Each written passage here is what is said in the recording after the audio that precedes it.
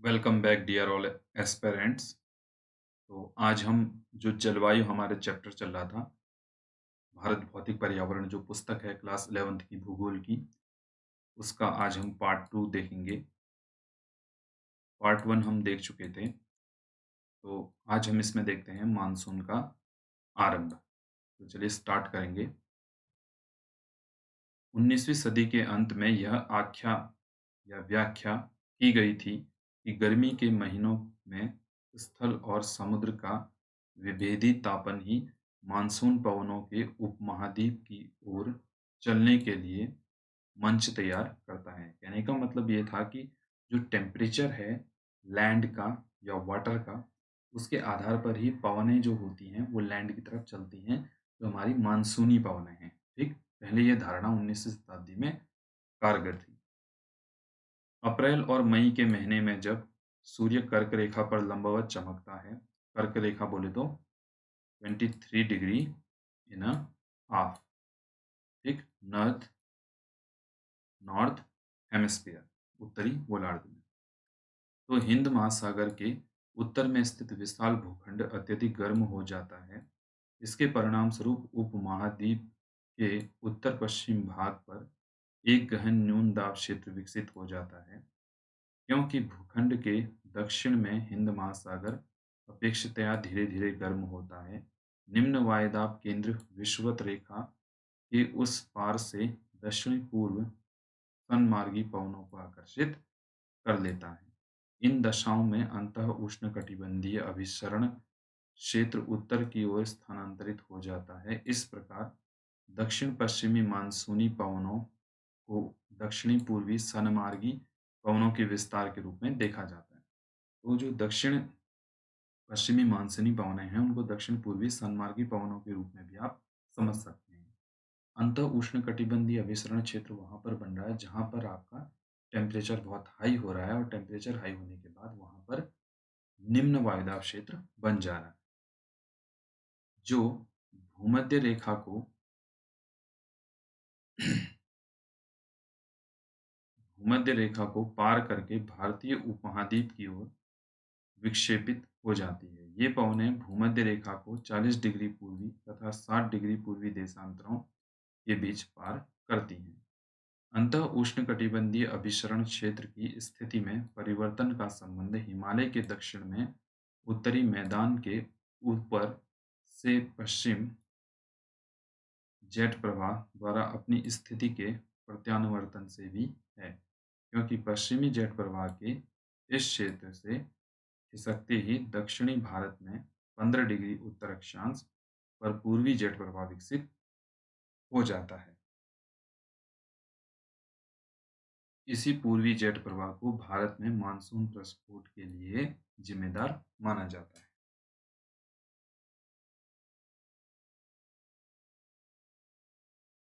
Monsoon का भारत में प्रवेश। अब मानसून भारत में कैसे इंटर करता है, इसके बारे में देखते हैं। दक्षिण पश्चिमी मानसून केरल तट पर 1 जून को पहुंचता है और शीघ्र ही 10 और 13 जून के बीच आर्द्र पवनें मुंबई व कोलकाता तक पहुंच जाती हैं। मध्य जुलाई तक संपूर्ण उपमहाद्वीप दक्षिण पश्चिमी मानसून के प्रभावाधीन हो जाता है। तो 1 जून को भारत में मानसून पहुंचता है, 10 से 13 जून तक ये पवनें बम्बई कोलकाता तक पहुंच जाती हैं। तो यहाँ पर जो डायग्राम दिया गया है, इस डायग्राम में बड़ा स्पष्ट रूप से दिखाया गया है कि 1 जून को केरल के तट पे पहुंच जा रही हैं, उसके बाद 5 जून को हैदराबाद तक, बेंगलोर, और 10 जून को मुंबई, हैदराबाद, भुवनेश्वर, कोलकाता, पटना, 15 जून तक अहमदाबाद, भोपाल, लखनऊ, और 1 जुलाई को ये जयपुर और राजस्थान वाली दिल्ली वाला एरिया कवर कर लेते हैं, और अंतिम में 15 जुलाई को भारत को कवर करते हुए पाकिस्तान की तरफ मानसून चला जाता है। वर्षावाही तंत्र तथा मानसूनी वर्षा का वितरण। तो वर्षा किस तरीके से मानसून पर डिपेंड करती है और ये किस तरीके से एक सिस्टमैटिक बारिश के बारे में बात करता है, ये हम देखते हैं। भारत में वर्षा लाने वाले 2 तंत्र प्रतीत होते हैं। पहला तंत्र उष्णकटिबंधीय अवदाब है, जो बंगाल की खाड़ी या उससे भी आगे पूर्व में दक्षिणी चीन सागर में पैदा होता है। दक्षिणी चीन सागर की बात भी इसमें आ रही है तथा उत्तरी भारत के मैदानी भागों में वर्षा करता है। दूसरा तंत्र अरब सागर से उठने वाली दक्षिण-पश्चिमी मानसून धारा है, जो भारत के पश्चिमी तट पर वर्षा करती है। पश्चिमी घाट के साथ-साथ होने वाली अधिकतर वर्षा पर्वतीय है, क्योंकि यह आर्द्र हवाओं से अवरुद्ध होकर घाट के सहारे जबरदस्ती ऊपर उठने से होती है। भारत के पश्चिमी तट पर होने वाली वर्षा की तीव्रता 2 कारकों से संबंधित है। तो भारत में जो वेस्टर्न साइड में जो बारिश होती है, वो 2 इसके पीछे रीजन हैं। ये 2 रीजन कौन-कौन से हैं, उनको हम देख लेते हैं। समुद्र तट से दूर घटित होने वाली मौसमी दशाएँ तथा दूसरा है अफ्रीका के पूर्वी तट के साथ भूमध्य रेखीय जेट प्रवाह की स्थिति। बंगाल की खाड़ी में उत्पन्न होने वाले उष्णकटिबंधीय अवदाबों की बारंबारता हर साल बदलती रहती है। भारत के ऊपर उनके मार्ग का निर्धारण भी मुख्यतः अंतः-उष्णकटिबंधीय अभिसरण क्षेत्र, जिसे मानसून श्रेणी भी कहा जाता है, की स्थिति द्वारा होता है, जबकि जब भी मानसून द्रोणी का अक्ष दोलायमान होता है, तो विभिन्न वर्षों में इन अवदाबों के मार्ग, दिशा, वर्षा की गहनता और वितरण से भी पर्याप्त उतार-चढ़ाव आते हैं। वर्षा कुछ दिनों के अंतराल में आती है। भारत के पश्चिमी तट पर पश्चिमी पश्चिम से पूर्व, उत्तर-पूर्व की ओर तथा उत्तरी भारतीय मैदान में प्रायद्वीप के उत्तरी भाग में पूर्व, दक्षिण-पूर्व से उत्तर-पश्चिम की ओर वर्षा की मात्रा में घटने की प्रवृत्ति पाई जाती है। तो जो जेट स्ट्रीम्स हैं और जो आपका यहाँ पर उष्णकटिबंधीय अभिसरण क्षेत्र है, जो हमारा आईटीसीजेड है, वो इसके लिए ज़िम्मेदार है कि भारत में बारिश किस-किस तरीके से होगी और जैसे-जैसे उत्तर-पूर्व की ओर तथा मैदानी क्षेत्रों की ओर जैसे ये मानसूनी पवनें जाती हैं, तो वहाँ पर बारिश कम होने लग जाती है दक्षिण भारत की अपेक्षा। अगला है मानसून में विच्छेद, तो ये भी देख लेते हैं। दक्षिणी-पश्चिमी मानसून काल में एक बार कुछ दिनों तक वर्षा होने के बाद यदि 1, 2 या कई सप्ताह तक वर्षा न हो, तो इसे मानसून विच्छेद कहा जाता है। ये विच्छेद विभिन्न क्षेत्रों में विभिन्न कारणों से होते हैं, जो निम्नलिखित हैं। पहला इसमें है, उत्तरी भारत के विशाल मैदान में मानसून का विच्छेद उष्णकटिबंधीय चक्रवातों की संख्या कम हो जाने से और उष्णकटिबंधीय विसरण क्षेत्र की स्थिति में बदलाव आने से होता है। दूसरा रीजन है, पश्चिमी तट पर मानसून विच्छेद तब होता है जब आर्द्र पवनें तट के समानांतर बहने लगती हैं। तो ये टेम्परेचर है इंडिया का जनवरी माह का। तो आप देख सकते हैं कि जनवरी में जो जम्मू कश्मीर के आसपास उत्तराखंड और आपका हिमाचल से होते हुए सिक्किम तक का है 10 डिग्री सेल्सियस, 28 डिग्री सेल्सियस है। मध्य का 20 डिग्री सेल्सियस है, कर्क रेखा के आसपास का। दक्षिण भारत की ओर जैसे-जैसे जाते हैं टेम्परेचर बढ़ता रहता है। यह है जनवरी माह का टेम्परेचर। ठीक। राजस्थान में मानसून विच्छेद तब होता है जब वायुमंडल के निम्न स्तरों पर तापमान की विलोमता वर्षा करने वाली आर्द्र पवनों को ऊपर उठने से रोक देती है। तो यहाँ पर जो हम बात कर रहे थे मानसून विच्छेद की, तो मानसून विच्छेद का तात्पर्य ही यहाँ पर ये है कि जो मानसूनी पवनें हैं, वो क्या होता है, कई बार सप्ताह में रुक-रुक के सामने आती हैं। तो इसको ही मानसून विच्छेद के रूप में हम जानते हैं। ठीक? चलिए। अगला है मानसून निवर्तन, इसे भी देख लेते हैं।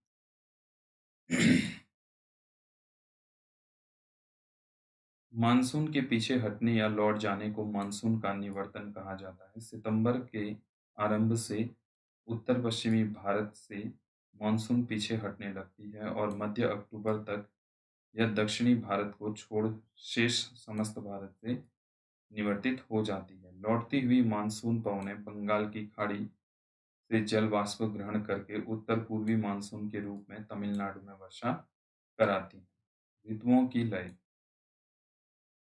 भारत की जलवायुवी दशाओं को उनके वार्षिक ऋतु चक्र के माध्यम से सर्वश्रेष्ठ ढंग से व्यक्त किया जा सकता है। मौसम वैज्ञानिक वर्ष को निम्नलिखित 4 ऋतुओं में बाँटते हैं: शीत ऋतु, ग्रीष्म ऋतु, दक्षिण-पश्चिमी मानसून की ऋतु और मानसून निवर्तन की ऋतु। तो देखते हैं शीत ऋतु। टेम्परेचर। आमतौर पर उत्तरी भारत में शीत ऋतु नवंबर के मध्य से आरंभ होती है। उत्तरी मैदान में जनवरी और फरवरी सर्वाधिक ठंडे महीने होते हैं। इस समय उत्तरी भारत के अधिकांश भागों में औसत दैनिक तापांतर 21 डिग्री सेल्सियस से कम रहता है। रात्रि का तापमान काफ़ी कम हो जाता है, जो पंजाब और राजस्थान में हिमांक 0 डिग्री सेल्सियस से भी नीचे चला जाता है। इस ऋतु में उत्तरी भारत में अधिक ठंड पड़ने के मुख्य रूप से 3 कारण हैं। पहला, इसमें पंजाब, हरियाणा और राजस्थान जैसे राज्य समुद्र के समकारी प्रभाव से दूर स्थित होने के कारण महाद्वीपीय जलवायु का अनुभव करते हैं। दूसरा रीजन है इसमें निकटवर्ती हिमालय की श्रेणियों में हिमपात के कारण शीतलहर की स्थिति उत्पन्न हो जाती है। और तीसरा कारण है इसमें फरवरी के आसपास कैस्पियन सागर और तुर्कमेनिस्तान की ठंडी पवनें उत्तरी भारत में शीतलहर ला देती हैं। ऐसे अवसरों पर देश के उत्तर पश्चिम भाग में पाला व कोहरा भी पड़ता है। मानसून को समझना। तो एक बार यहाँ पर हम मानसून को भी समझ लेते हैं।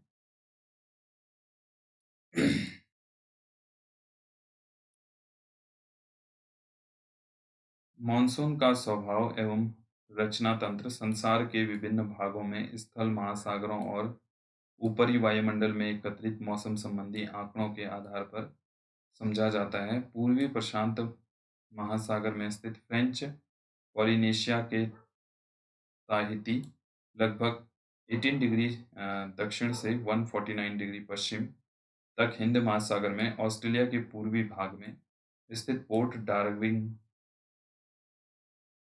12 डिग्री 30 मिनट दक्षिण से 131 डिग्री पूर्व के बीच पाए जाने वाले वायुदाब का अंतर मापकर मानसून की तीव्रता के बारे में पूर्वानुमान लगाया जा सकता है। भारत का मौसम विभाग 16 कारकों मापदंडों के आधार पर मानसून के संभावित व्यवहार के बारे में काफी समय का पूर्वानुमान लगाता है। प्रायद्वीपीय भारत में कोई निश्चित शीत ऋतु नहीं होती। तटीय भागों में भी समुद्र के समकारी प्रभाव तथा भूमध्य रेखा की निकटता के कारण ऋतु के अनुसार तापमान के वितरण प्रतिरूप में शायद ही कोई बदलाव आता हो। उदाहरणतः तिरुवनंतपुरम में जनवरी का माध्य अधिकतम तापमान 31 डिग्री सेल्सियस तक रहता है, जबकि जून में यह 29.5 डिग्री सेल्सियस पाया जाता है। पश्चिमी घाट की पहाड़ियों पर तापमान अपेक्षाकृत कम पाया जाता है। वायुदाब तथा पवनें। दिसंबर में अंतकर 22 दिसंबर सूर्य दक्षिणी गोलार्ध में मकर रेखा पर सीधा चमकता है। इस ऋतु में मौसम की विशेषता उत्तरी मैदान में एक क्षीण उच्च वायुदाब का विकसित होना है। दक्षिणी भारत में वायुदाब उतना अधिक नहीं होता जितना 1019 मिलीबार तथा 1013 मिलीबार की समभार रेखाएं उत्तर पश्चिमी भारत तथा सुदूर दक्षिण में होकर गुजरती हैं। दाब और संहति पवनें यहाँ पर आप देख सकते हैं। उच्च दाब है और ये पवनों की मूवमेंट यहाँ पर दिखाई गई है। ये है आपका टेम्परेचर जुलाई का। तो जुलाई में टेम्परेचर की ये लाइंस हैं, इसे आप देखें।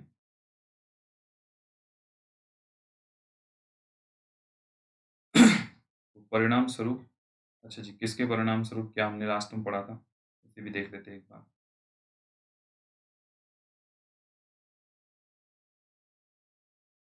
तो इतना मिलीबार की समभार रेखाएं उत्तर पश्चिमी भारत के सुदूर दक्षिण से होकर गुजरती हैं।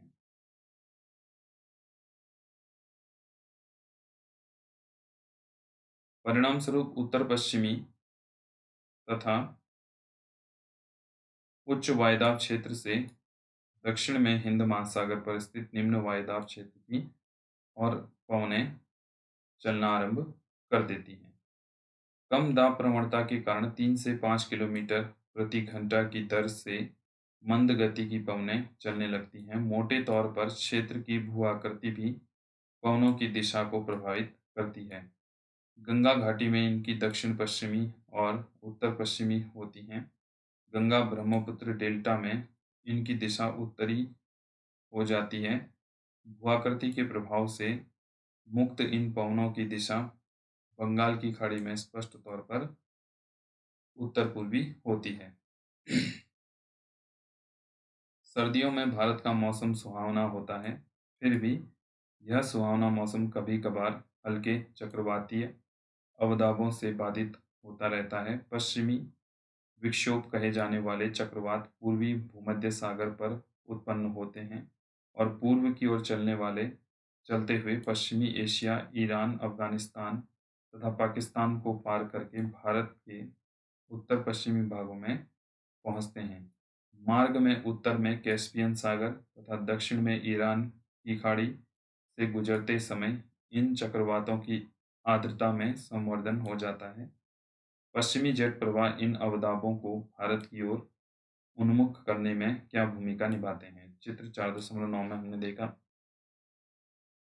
वर्षा भी देख लेते हैं।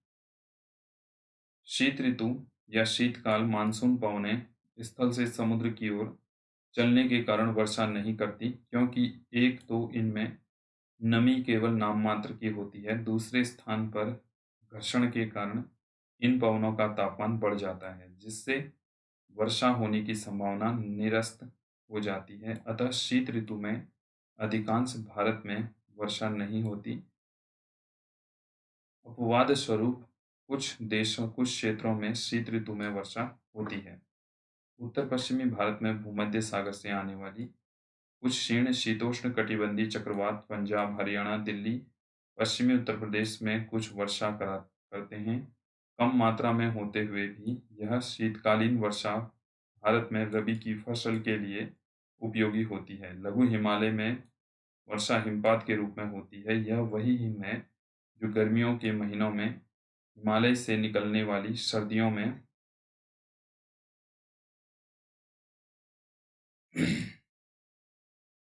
जल के प्रवाह को निरंतर बनाए रखती है। वर्षा की मात्रा मैदानों में पश्चिम से पूर्व की ओर तथा पर्वतों में उत्तर से दक्षिण की ओर घटती जाती है। दिल्ली में सर्दियों की औसत वर्षा 53 मिलीमीटर होती है। पंजाब और बिहार के बीच में यह वर्षा 18 से 35 मिलीमीटर होती है।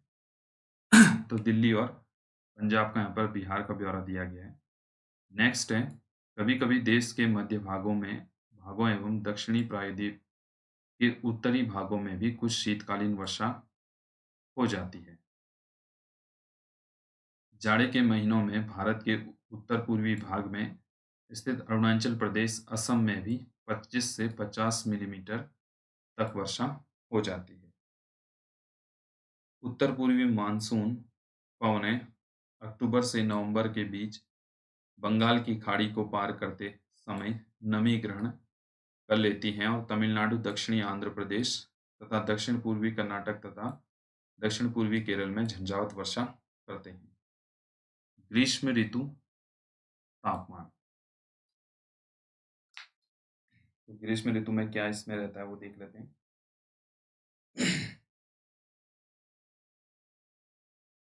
टेम्परेचर की बात चलेगी पहले।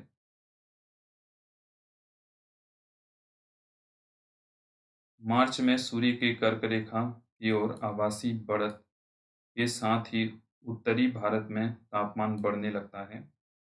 अप्रैल, मई व जून के उत्तरी भारत में स्पष्ट रूप से ग्रीष्म ऋतु होती है। भारत के अधिकांश भागों में तापमान 30 डिग्री से 32 डिग्री सेल्सियस तक पाया जाता है।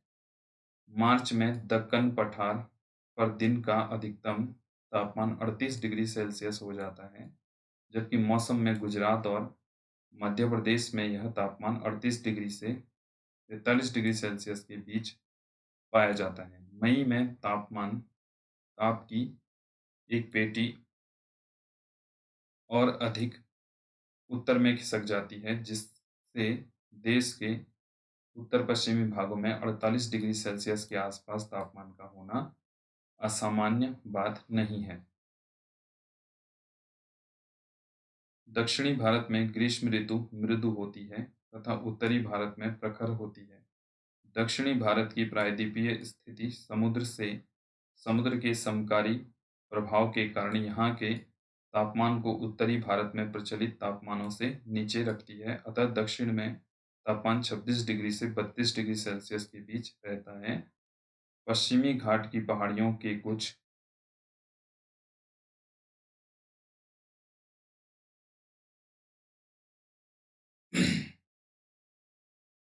क्षेत्रों में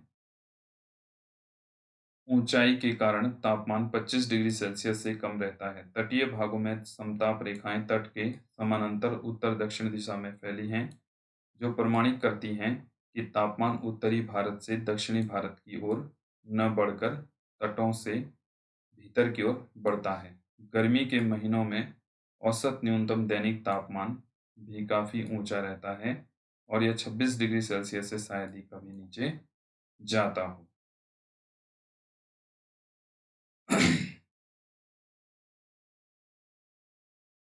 वायुदाब और पवनें देश के आधे उत्तरी भाग में ग्रीष्म ऋतु में अधिक गर्मी और गिरता हुआ वायुदाब पाया जाता है।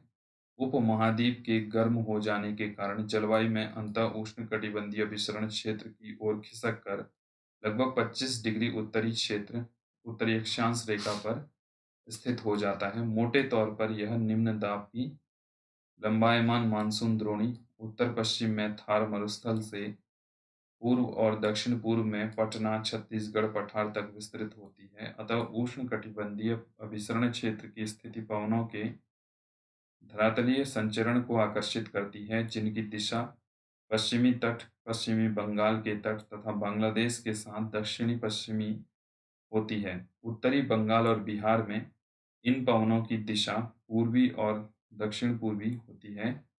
इस बात की चर्चा पहले की जा चुकी है कि दक्षिण पश्चिमी मानसून की ये धाराएं वास्तव में विस्थापित भूमध्य रेखा पछुआ पवनें मध्य जून तक इन पवनों का अंतः प्रवेश मौसम का वर्षा ऋतु की ओर बदलाव करता है। ठीक।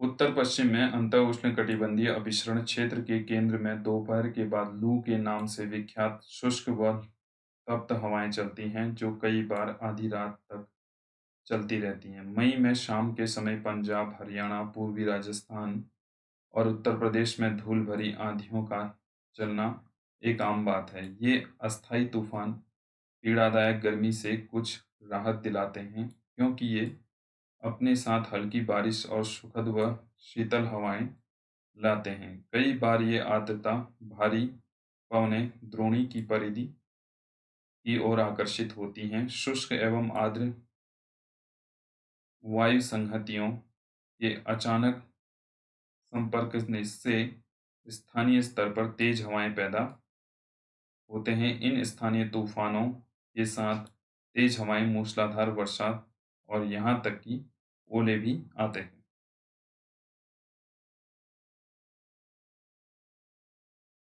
ग्रीष्म ऋतु में आने वाली कुछ प्रसिद्ध स्थानीय तूफान, तो कौन कौन से ग्रीष्म ऋतु में कुछ प्रसिद्ध स्थानीय तूफान आते हैं उसके बारे में बात कर लेंगे।